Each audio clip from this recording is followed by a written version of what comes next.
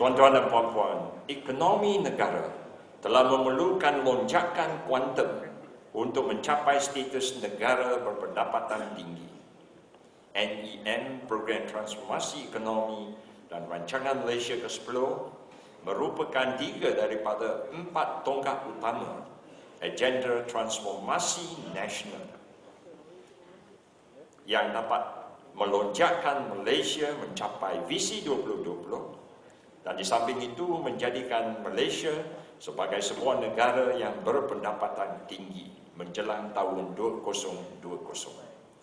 Kerajaan di bawah pimpinan Yang Amat Berhormat Datuk Seri Najib telah meletakkan agenda yang berteraskan rakyat di landasan yang betul dalam usaha kita untuk menjana enjin pertumbuhan negara dengan pertimbangan yang jelas ke arah pencapaian ekonomi yang lebih adil.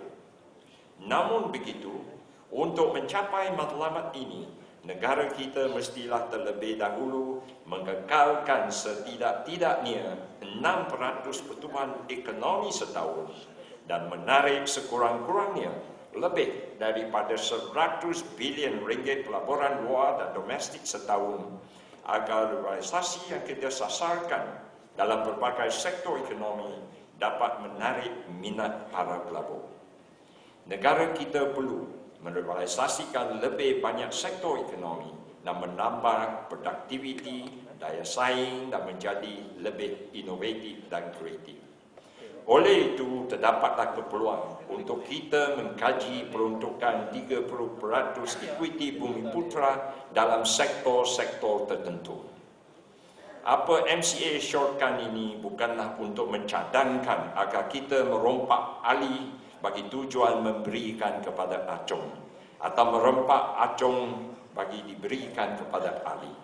Objektif kita sangat jelas dan ikhlas, Yang Amat Berhormat, iaitu untuk memastikan transformasi kita dan ekonomi kita boleh dicapai. Mara cara menjalankan bisnes di Malaysia juga perlu turut dipermudahkan dan mesra pelanggan. Dunia hari ini telah berubah dan akan terus berubah. Masyarakat perniagaan menjadi lebih mendesak dan kerumitan dalam dunia perniagaan mencabar membuat polisi agar terus berubah mengikut peredaran dunia. Oleh yang demikian, MCA akan terus menyokong segala usaha untuk mengurangkan defisit bajet bagi mencerminkan yang rating hutang kita tidak terjejas. Kita perlu memaksimumkan penggunaan sumber asli negara kita demi untuk mengurangkan kebocoran dan juga pembasiran di dalam sistem birokrasi kita. Malah kita wajar menggalakkan sistem tender terbuka diamalkan semaksimum yang mungkin bagi meminimumkan kos serta memperlihatkan ketulusan dalam sistem kita. Malah korupsi dan wang di bawah meja seringkali dikaitkan dengan sistem tertutup, tender tertutup.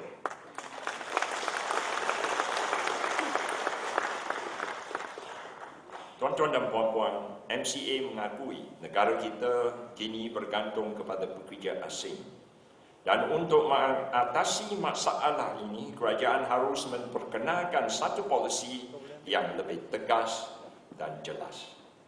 Polisi yang tidak jelas dan konsisten tidak membantu semua pihak dalam hal ini.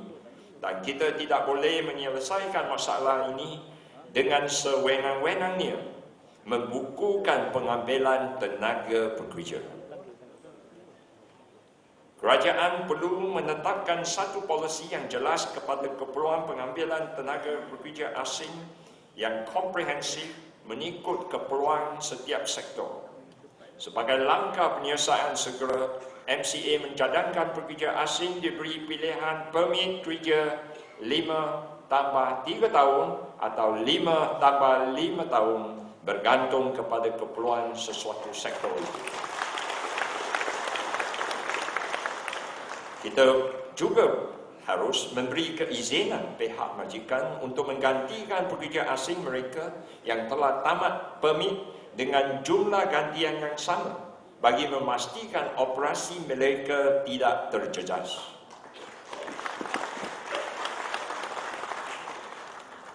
Yang Amat Berhormat Datuk Seri, MCA juga berpendapat di negara kita masih terdapat sejumlah besar pekerja tempatan yang memperolehi gaji bulanan kurang daripada 700 sebulan, iaitu di bawah paras kemiskinan yang telah ditetapkan pada kadar RM720 sebulan.